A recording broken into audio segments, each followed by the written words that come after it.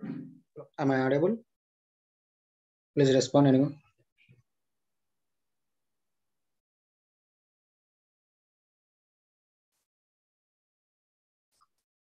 Okay, we'll start class within 2 minutes.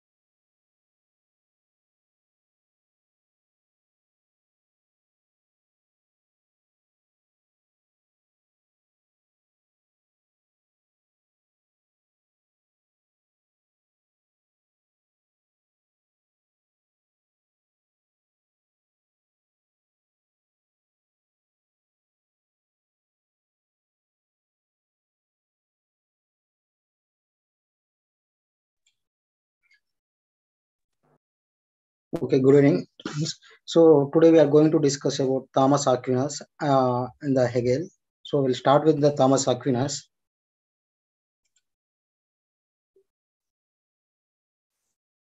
We'll start with the Thomas Aquinas. So, am I audible?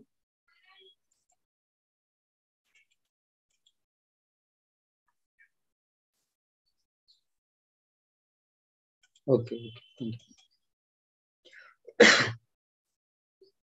So in the 13th century, the works of the Aristotle, resurfaced in the Europe through the contact with the Arab scholars mainly verses. So it was turning point in the Western political thought, as it's a greatly helped to formulating an idea of a secular community. So initially the church was opposed opposed in this the newly discovered treasure of Aristotle's works. The greatest contribution of Saint Thomas Aquinas was linking Greek thought to the Christianity. So he was trying to linking the Christian thoughts to the Aristotle thoughts. Though Aristotelianism was the major elements of his thought leaf. So there were other strands of the thoughts like Roman, patristics, Augustine, and Jewish. So he integrated into an organic whole under the broad rubric of Christian philosophy and an overchanging metaphysics of eternal law, so or reason of the God. So conceived as this eternal and universal, immutable principle pervading the whole of creation. When the problem of relationship between the faith and divine or reason, so it illumination and the rational recognition. So Aquinas attempted to resolve and was created in particular by the onslaught of the Averroes. So Aristotelianism. The latter influenced greatly the intellectual life of Christendom in the wake of the spread of Islam and the rise of the Muslim power in the Europe. So it was an encounter that threatened to the undermine the of faith in the revelation and the divine dispensation, which had been the fundamental postulate of the Christian orthodoxy since the days of Augustine and the others also. So Thomas Saint Aquinas argues that the faith does not contradict a reason, but it complements, but complements it. So it is not the denial. Sorry, 1 minute.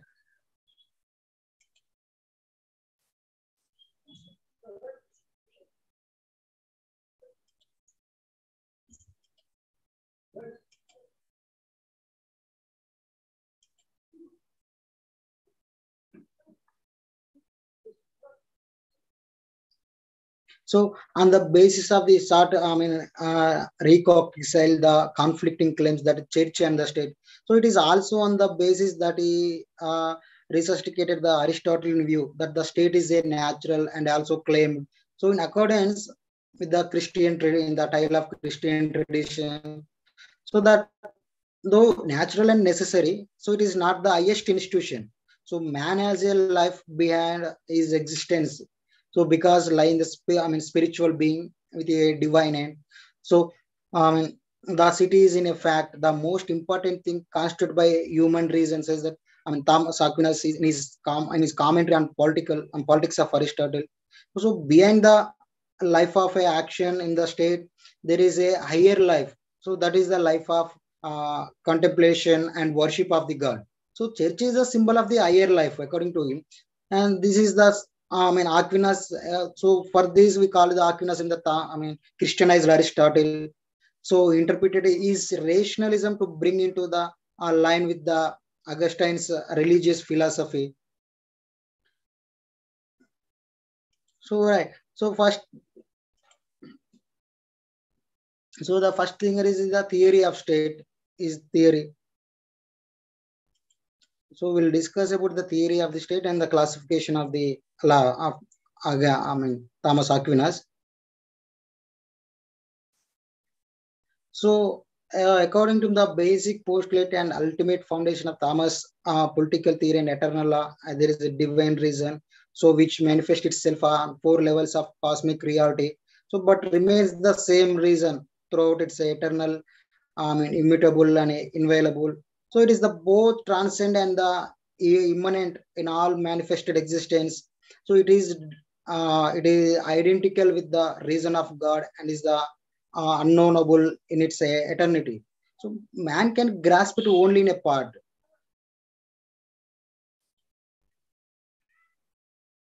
So Aquinas defines law as a specific rule and the measure of act which man is induced to act or hindered from behaving.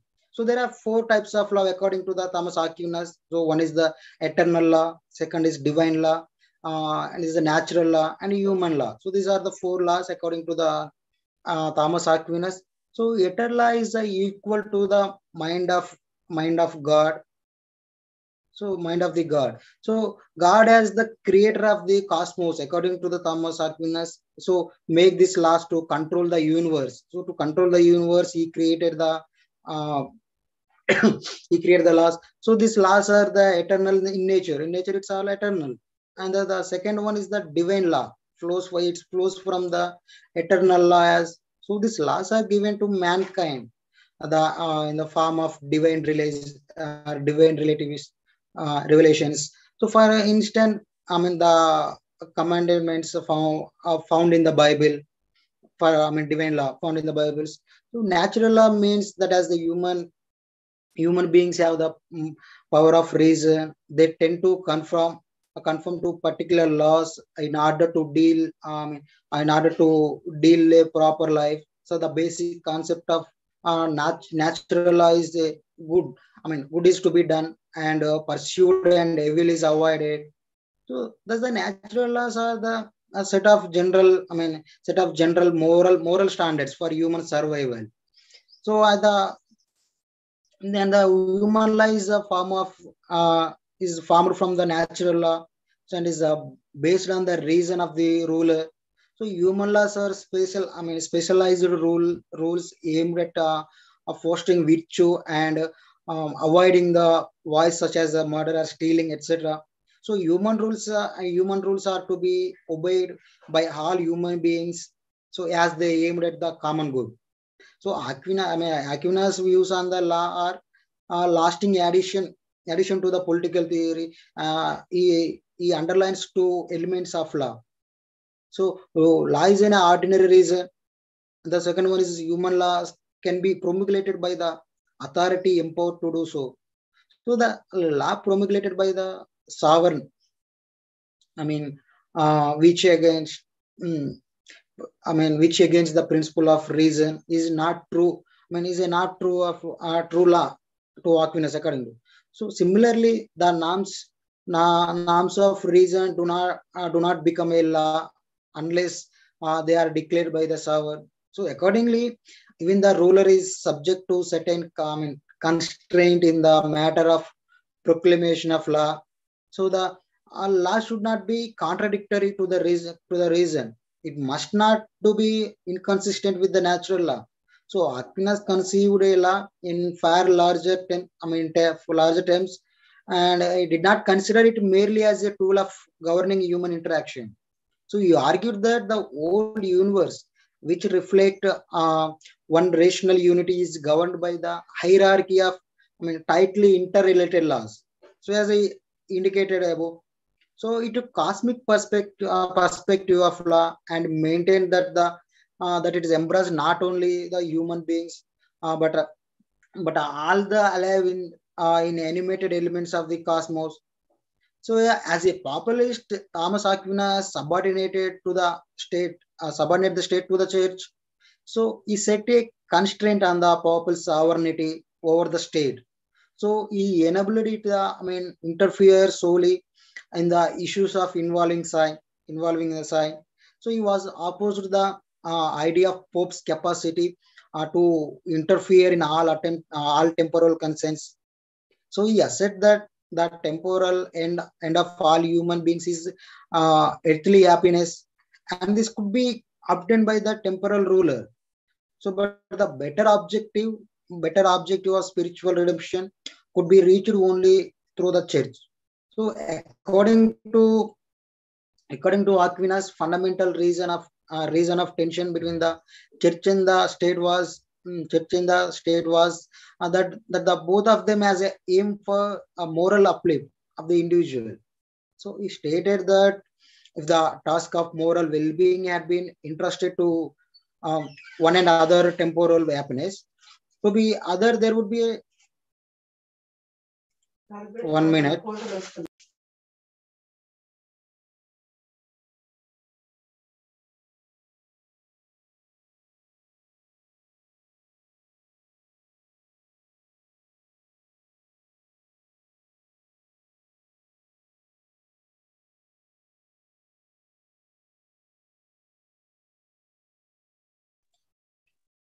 Sorry for inconvenience. So, according to Aquinas, fundamental reason of tension between the church and the state was it's a aim of uplifting the individual only, more of uplift individual. So he stated that if the task of moral well-being had been entrusted to one and other temporal happiness, to the other, to they would be not have been any conflict between the two. So he held the notion that the state was the submissive to the church, so in so far their areas concerned. So Aquinas was the one of the most prominent political thinker as now medieval times. So made tremendous contribution to the political thinking, political thought. So he was the synthesizer of theological and philosophical. So it goes to the credits, that maintain that the state was not the product of crimes of man, but the moral of organization, which aimed at well-being of its subjects. So he attributed to the state not only negative function to punishing the criminal, but also positive purpose of fostering virtue.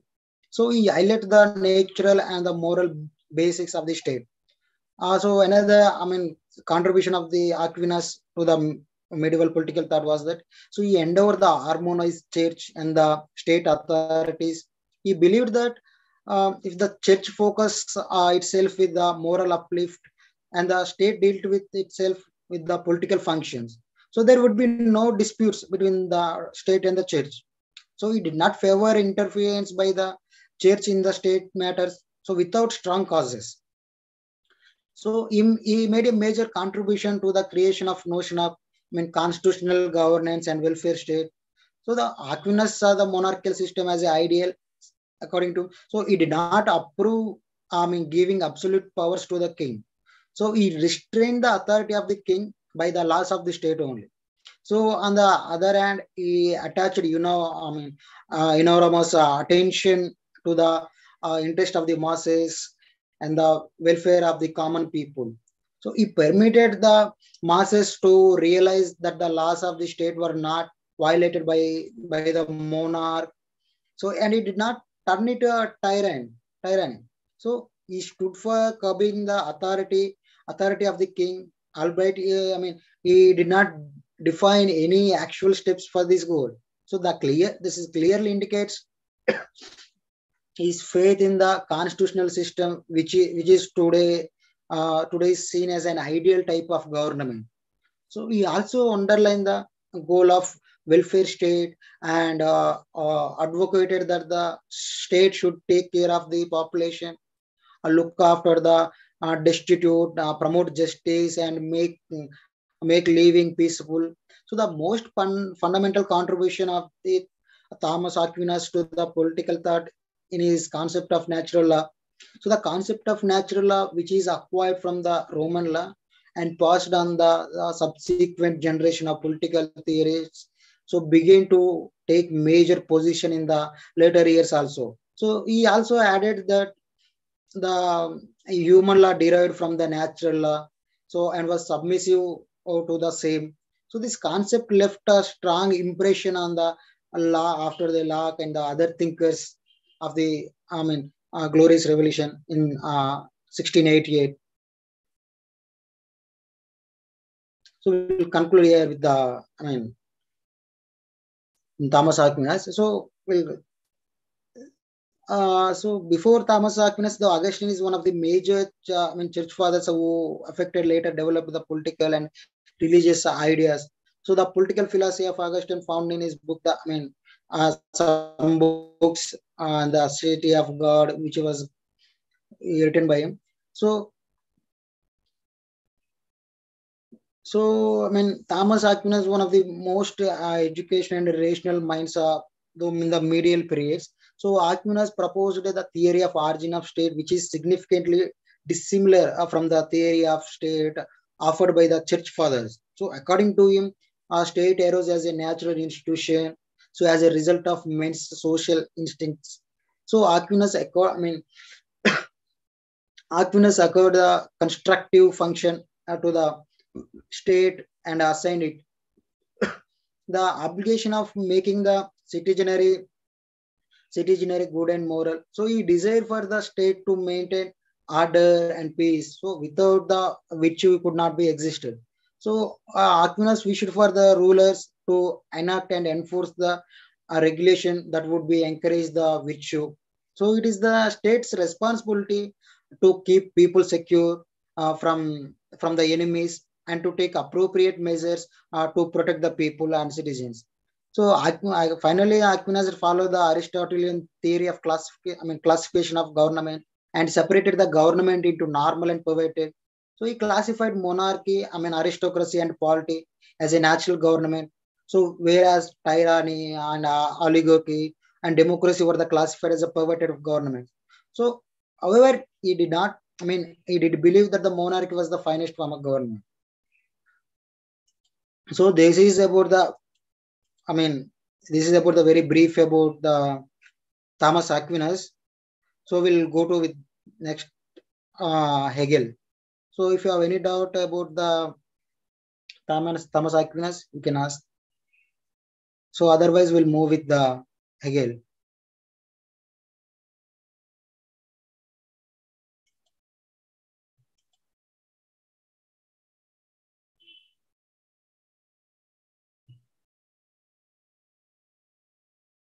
So is it okay with Thomas Aquinas? So if there is no doubts, we'll move with the Hegel.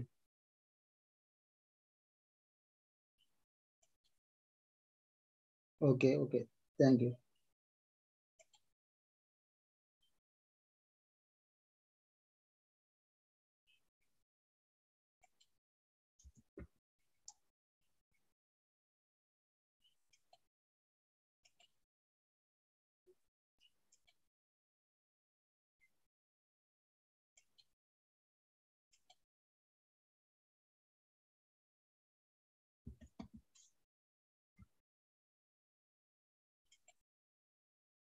Okay, we'll continue with the Hegel if there is no doubt on Thomas Aquinas. Okay, sure.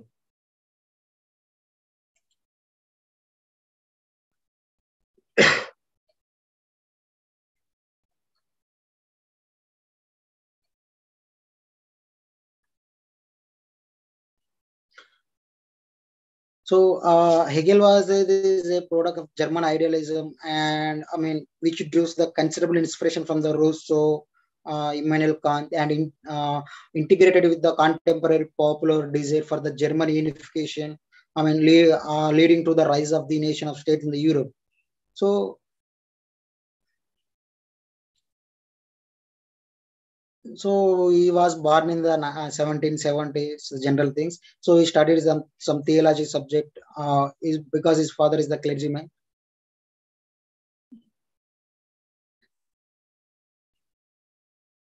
So I wrote some extensively various aspects of political philosophy in some writings are there is.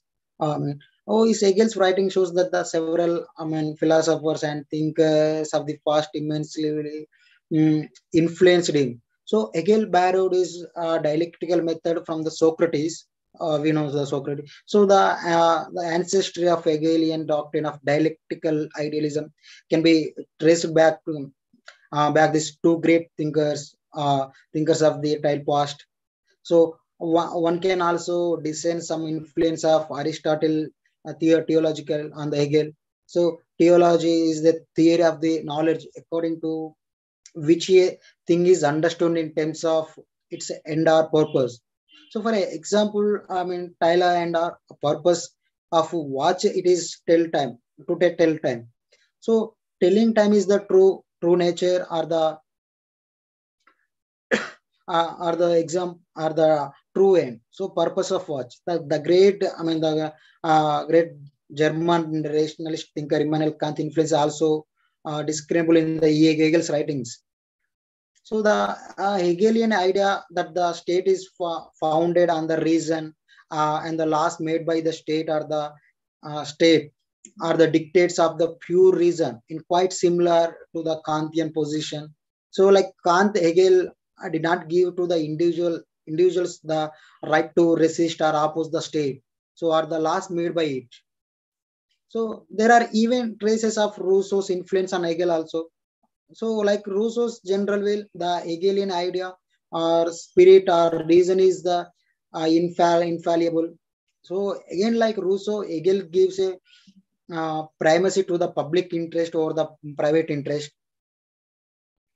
So I will recall in the Rousseau had the drawn distinction between the actual will and the real will. So to put in the Hegel in terms, Rousseau's actual will is that which promotes self interest of the individual, while Tyler really real will is that so which promotes public interest. So because general will is the consideration or the sum of the total will of the all real wills. So it's infirm. So Hegel philosophy was the in the nature it is a historical, is a historic. So historicism is a doctrine, which is variously understood by the different thinkers.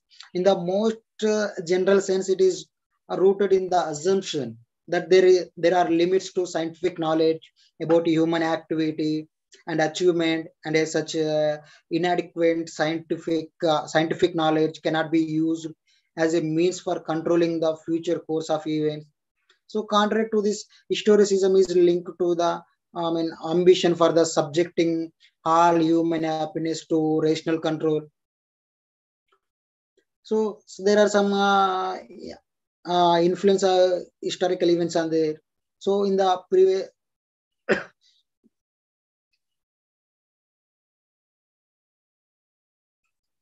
So in the history of political ideas, there are two major schools of thought about the nature of reality, idealism, and naturally. So rationalism and empiricism. So the question is about the nature of the reality is ontological. So while the question about is knowing the epistemological according to the idealist school of which is Hegel. The Hegel is the major proponent there. So true knowledge of everything in the world and material and non-material is the deduced from idea of the thing. So in the other words, the idea of the thing is more important than the thing itself. So therefore, what is real and permanent? Permanent is the idea of thing. So not the thing is much, thing as a much. So this is the so because physical world is constantly in a state of flux and the change. So but the idea idea is a permanent. The the physical world is only a manifestation of the idea. So, for example, the true knowledge of table or chair lies in the comprehending the idea of table and chair.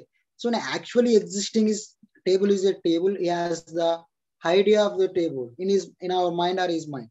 So, table is that make his only manifestation or approximation of the idea, right? So, the terms hot or cold are understood as the idea. So the knowledge of actually existing things is relative and hence imperfect. So when you say that the water in the glass is hot, so it is only relative truth because as compared to boiling water, it is cold. So, but as a comparing to the water in the refrigerator, it is hot. So, the real knowledge is comprehending the idea of hot and cold.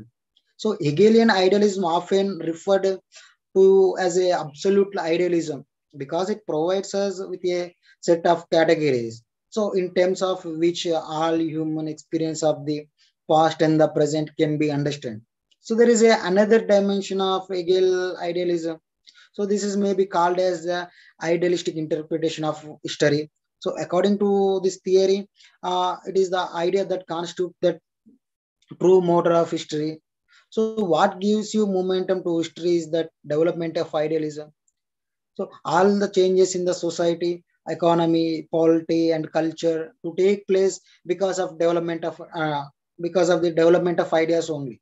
So here Hegel's ideas, which is often called absolute idealism, seems certain relationship between the subject and the object also. So it is a relationship between the subject and the object. So it is a relationship between the knowing subject and the object world. So which is known, example, when relationship between the mind and the world. So we'll move with this major ideas dialectical method. So Hegel's political philosophy is mainly on is the dialectical method. So he's pointed out the Hegel borrowed his method from the Socrates. So who is the first exponent of this method? So Hegel has himself expressed his debt to Socrates for this method. So cause is borrowed from the method from the Socrates. So the dialectic means to discuss. So Socrates believed that one can arrive at the truth only by constant questioning. So it was the process of exposing contradiction through the method of discussion or dialogues.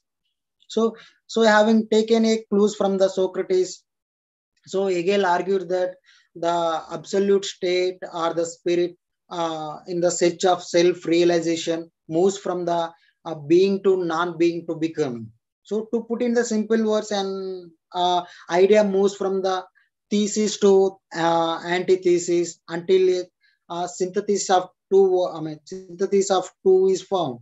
So the synthesis is as in the elements of thesis, so as well as the antithesis also.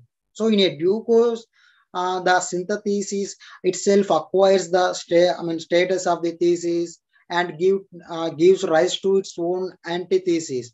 So this process goes on. In a practice, Hegel applied his dialectical method to domain of ideas. So his method may be described as a dialectical idealism. It means that every idea, so your idea means thesis according to me, so gives to rise to the counter idea. Counter idea means antithesis. So and the original idea and counter idea, it will merge and to give a rise to the new idea. So that means synthesis. So here one idea means thesis, the counter idea means antithesis, and the result of these two dialogues is the synthesis. So the new idea in due course itself becomes the thesis and gives rise to the antithesis, and the process goes on. So Hegel argued that uh, through the use of dialectical method, so he has discovered the greatest formula in a history of the philosophy. So he maintained that the march of reason in a history was complex dialectical process. So it is a mechanism by which thought propels itself. So dialectical idealism was a logical apparatus, I mean, for the interpreting the history in a true perspective. So having stated his dialectical method, Hegel argued that the phenomena can be best understanding according to the law of dialectics discussions. So when contrasted with its opposite, pleasure is the best understood in the opposition pain. So eat in opposition to cold. Goodness is the opposition to the badness. Justice in opposition to injustice, and so example, etc. So Hegel has given several instances of thesis, antithesis, and synthesis. So there are some posing. So according to me, the family is the thesis, civil society is the antithesis. So state is the synthesis according to me. So similarly, another example, despotism is a thesis, democracy is the antithesis. So and the constitutional monarchy is the synthesis. So right, this is the some examples to understand the Hegel's dialectical method. So he believed that the true nature of thing can be known only if it is a contradiction or also known. So in this sense, his theory of dialectics is rooted in the contradiction or negation. So he considered contradictions as the driving force of the whole process of evolution. This is the, I mean, fundamental law of the cosmos. So as also as of the third, one of the third. So Hegel's philosophy of, I mean, history is contained in his lectures that delivered while he was at the working as a some university, that is the Berlin University. So he does not attach much importance to the material things. So his views them in the merely as the cumulative result of evolution of absolute idea. So absolute idea is a dynamic and ever evolving. It moves forward in search of self realizations. So this is the term by the Hegel's unifolding of the reason. Whole universe is the result of the this process of unfolding reason only. So Hegel's philosophy of history is the somewhat similar to the Christian theology.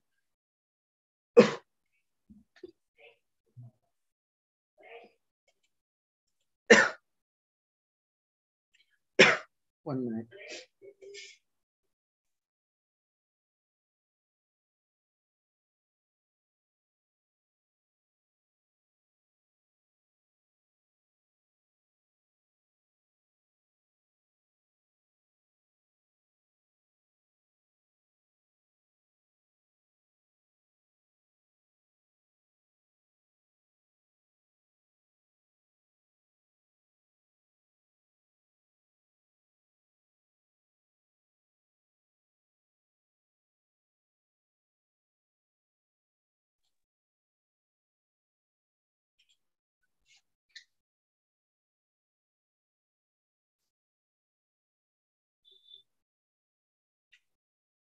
So again, absolute ideas moves forward in evolutionary process. So the evolutionary process, the absolute idea, the spirit takes from many forms, discarding the earlier ones and getting new ones. So the first stage in this evolution is physical or ignoring world. So at this initial stage of absolute idea acquires form of gross matters. So the second stage in this process is the organic world, animals, plants, etc. So this stage is an improvement on the earlier stage. The third stage is the evolution of human beings. So each stage is more complicated than the previous stage. The evolution of a human being marked as the qualitatively higher stage. So because the human beings are rational agents, capable of distinguishing between the good and bad. So the fourth stage, evolution of family system. So in addition to rational elements, it involves the mutual cooperation and the accommodation. And the fifth stage marks the evolution of civil society. So economic interdependence is the main future, in addition to mutual cooperation and accommodation. And the last and the highest stage of witness of the evolution of the state, so which represents is a perfect moral order. So Hegel argues that the family is a symbolize the unity, civil society symbolize the particularity, and the state symbolize the universality. So the a unit of the family, particularly, I mean, particularity of the civil society is realized with the appearance of the state as the actuality of the universal order.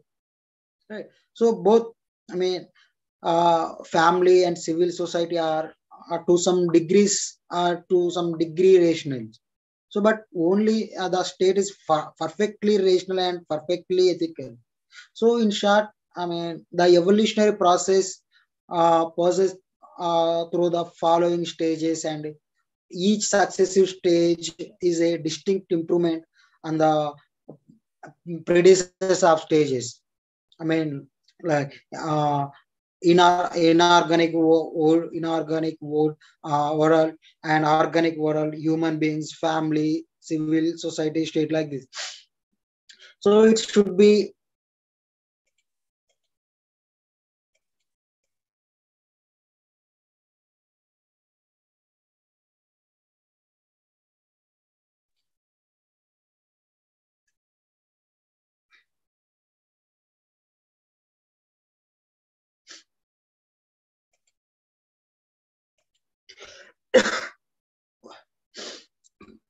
be noted that with the help of the, I mean, arguments, Hegel tried to solve the basis problem about the relationship between the matter and the spirit.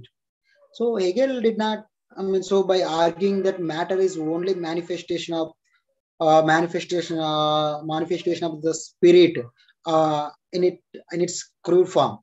So matter is not only a negation of spirit, but also the conscious realization of spirit. So, and the other important dimensions of Hegel's philosophy of history is doctrine of historicism. So it is very, I mean, difficult to explain his doctrine.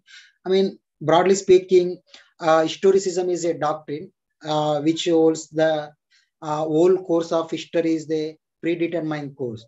So the intervention or human effort can be effective only if it falls in a line with the dialectical direction of the overall history. So, like the stoic god history leads the wise man and drags the fool. And the other major dimension of Hegel's philosophy of history is use of Aristotelian theology. So, according to it, everything in the world is moving towards the realization of its end. So, its true nature. So, from the point of view, of the human actors, history is a union of irony and tragedy. So, and from the point of view of as a whole, it is a cyclic. So, when we look at the Hegel's philosophy of history, it is a totally, we can say that it is an attempt to synthesis Kant's philosophies of history. When Kant advocated scientific understanding of history, while Heidegger emphasized the a place of feelings and the speculation. So, in this sense, Hegel's philosophy of history is the speculative reason.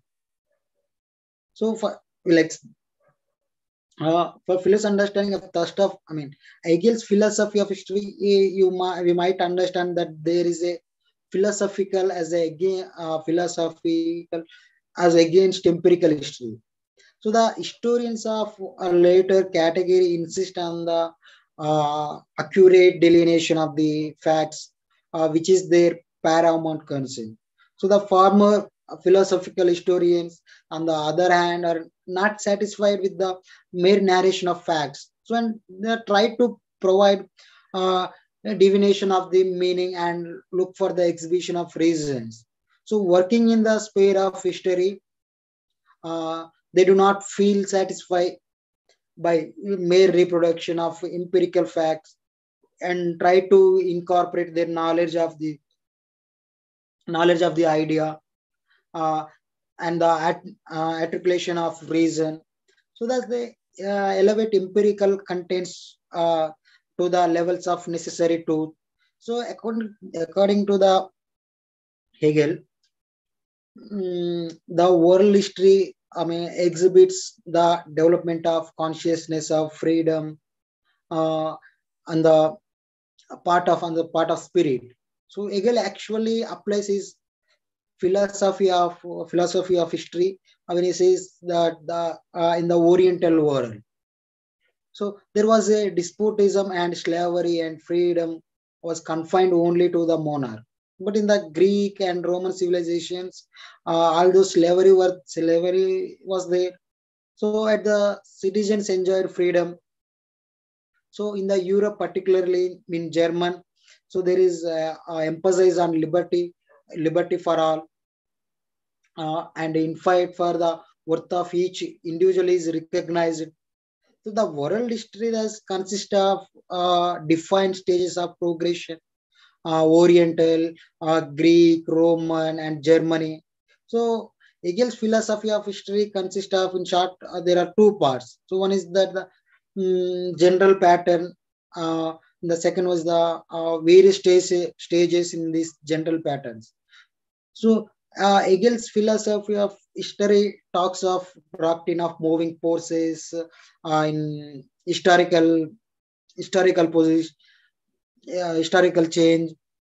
So he argues that reasons great design can be carried out uh, with the help of human fashions.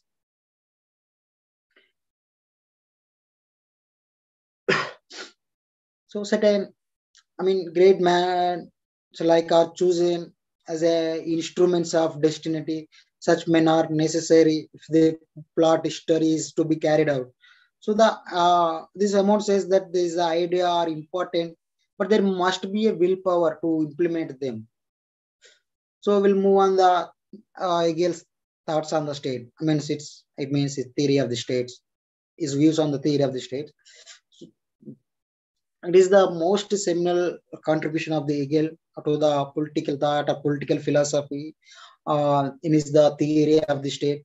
Like Plato, Hegel is a great system builder in his philosophical thought. His theory of state is rooted in the axiom. So what is rational is real. And what is real is irrational.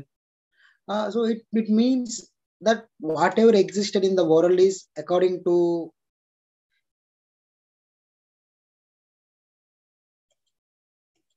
one.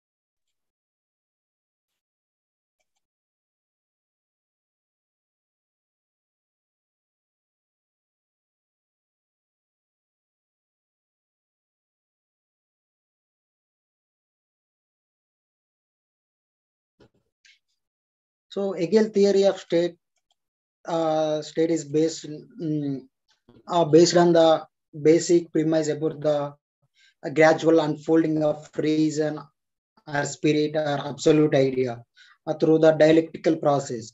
So reason gets its perfect realization in the state. So the state is a reason personified, and state is a rational. State is a rational, and state is a real. So therefore, what is the rational is real according to him. So here, real does not only mean I mean, only means that which is the empirical. So, but that which is the fundamental. So, in fact, Hegel distinguishes between the real and that which merely existed. So, that which merely existed is only momentary and the mere surface manifestation of underlying the forces which alone are real. So, Hegel sought to bridge the gap between the rational and the real. So the real is nothing but the uh, objective manifestation of the spirit.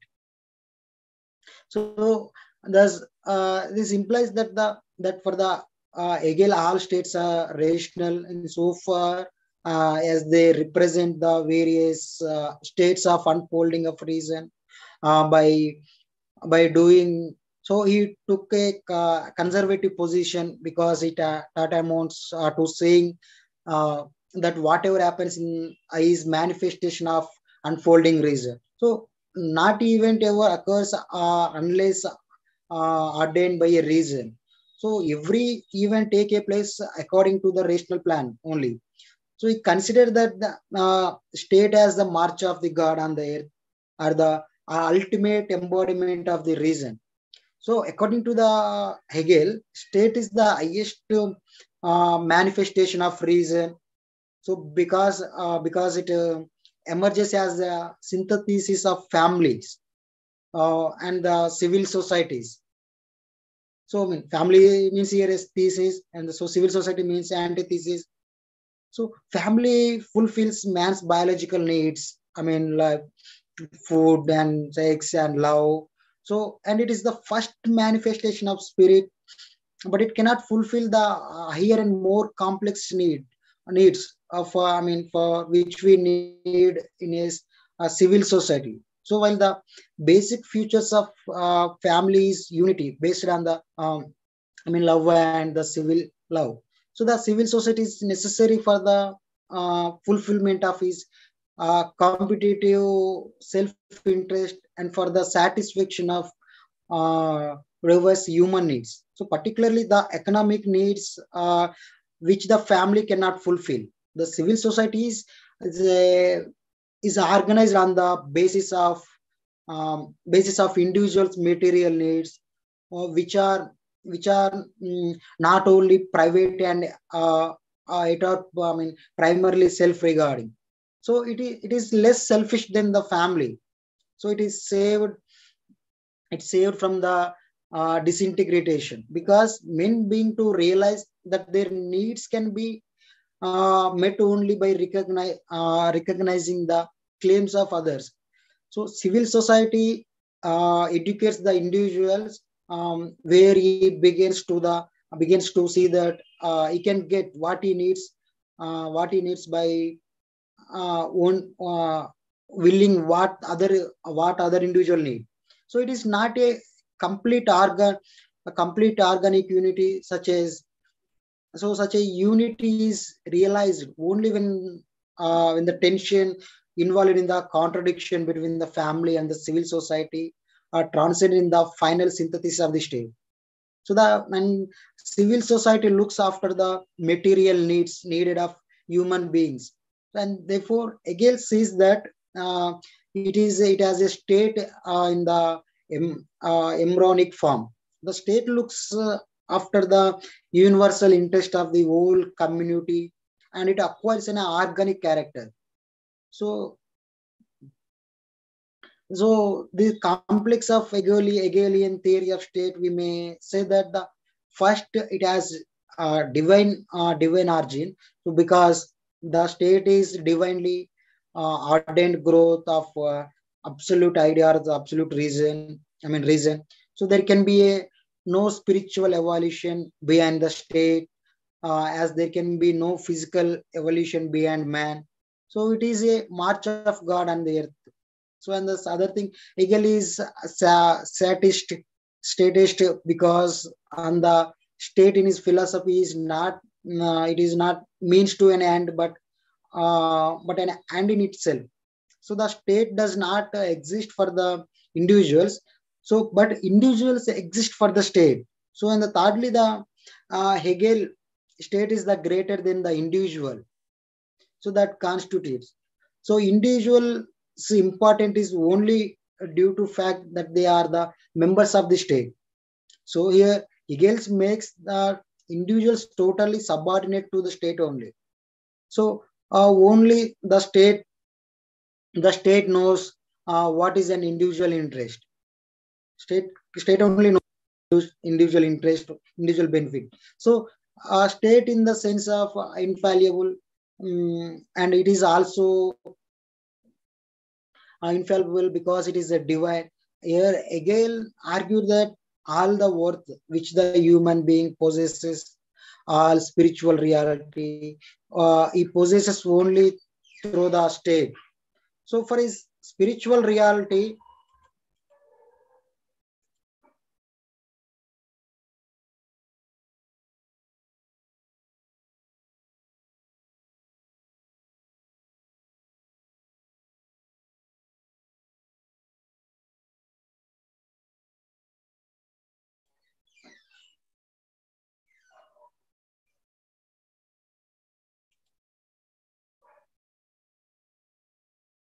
so for the uh, spiritual reality consists in this his own essence or reason is objectively present to. So that is the process of objective immediate existence for him. The state is divine idea as it exists on the earth.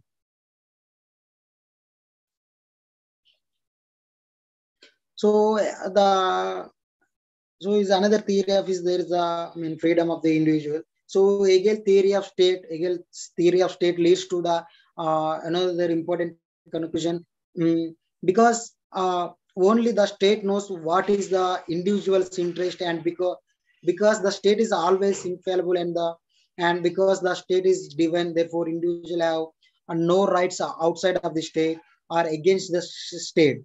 So because state itself is the fountain of rights, freedom of the individual lies in a complete obedience of the laws of the state. So it is only as an obedient citizen with the universal. In other words, state is a super organism, so in which no one has any individual preference different from those of the large unit. So one aspect of Hegel's philosophy, which is of greatest significance, is the exaltation of the state and complete negation of the individual's rights and freedoms. So real freedoms of individual can be realized only in the state, only in the state. So the only way of the individual to be free is to willingly obey to the laws of the state. So in a subtle sense, Hegel's position on the question of relationship between state and the individual is very close to the Rousseau's position. So it is also interesting to compare Hegel's position to the Hobbes. It is also position of the Hobbes also. So Hegel maintains that individual have no right to resist the state or disobey the commands of the state. So to take an analogy, just parts of human body cannot revolt against the body. In the same way, the individual cannot revolt against the state. So given this position of Hegel's, we can say that Hegelian state is like the Hobbesian Leviathan in the new graph. So like Hobbes Leviathan. So in Hegel, the position of state is vice versa. Vice versa, the individual is more exalted than the Hobbes. So Hegel does not grant any such a right to the individual. So this is so because the state, for the Hegel, state is the embodiment of reason, and individual are the product of the state. So in some sense, it is a relationship between the state and the individual. In Hegel, is an organic relationship.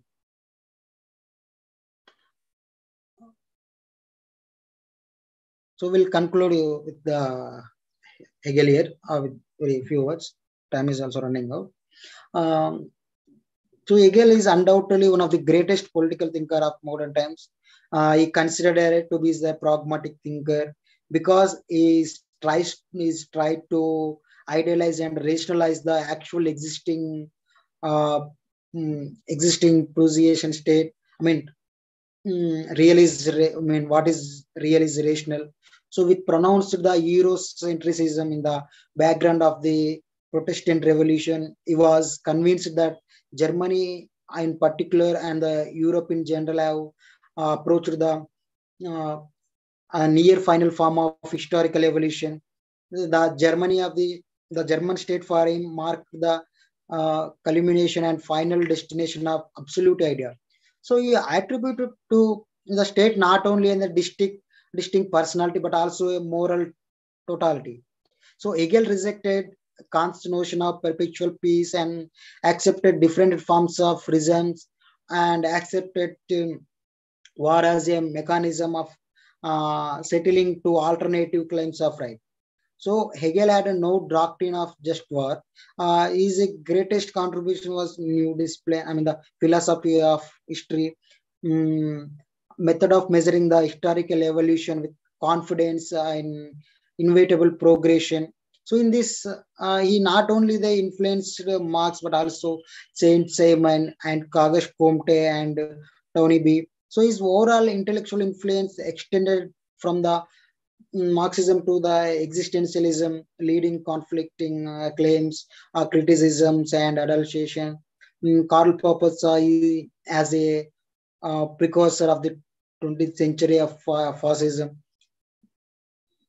Kofi Mann reacted as proper said that Hegel was not a radical individualist, but certainly not a totalitarian. Right. So the classical tradition ended with the Hegel as a MacIntyre observed that no fundamental innovation have been possible after him. So this is the reflected by the fact that the Hegel began a period of refinement in a political theory and political philosophical thought. So Hegel influence continues be an important integrated contemporary political philosophy in political thought. So Hegel political philosophy has exercised the great influence during the last 2 centuries also. So the rise of fascism in Italy and totalitarianism in the Soviet Union is attributed to his philosophy. So the general swing is to the right is said to have drawn inspiration from his philosophy. So he glorified wax because in his view it brings out the noblest qualities of man. He viewed war as an the instrument in the hands of moral spirits to facilitate the development of moral according to the mm, according to the dialectical history. So this is about the Hegel.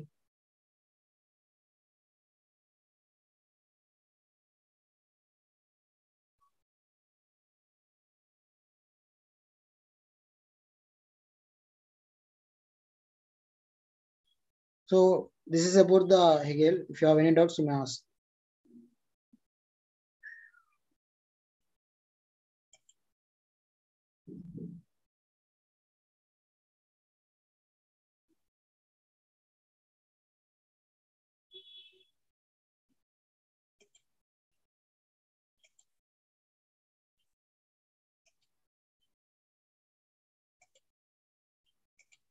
So are you there? Please respond, anyone. Are you hearing?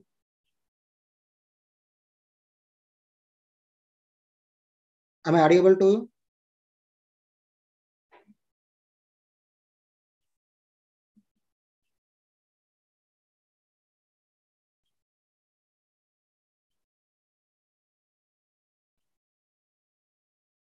So is there any doubts on the Hegel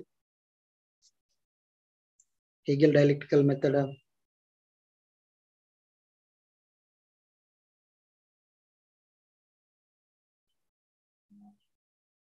So if you have any doubt, you can ask. Otherwise,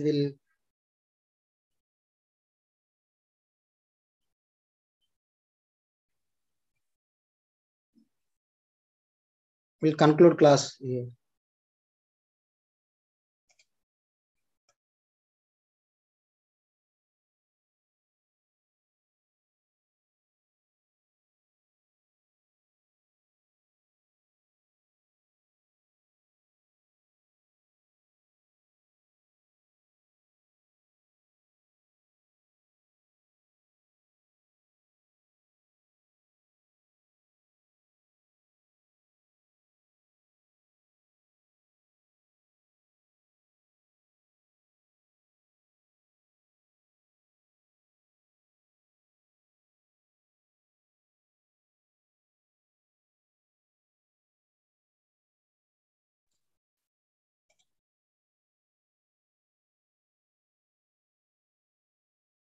So if you don't have any doubts, we'll conclude here. I'm concluding here. Class is over. Thank you.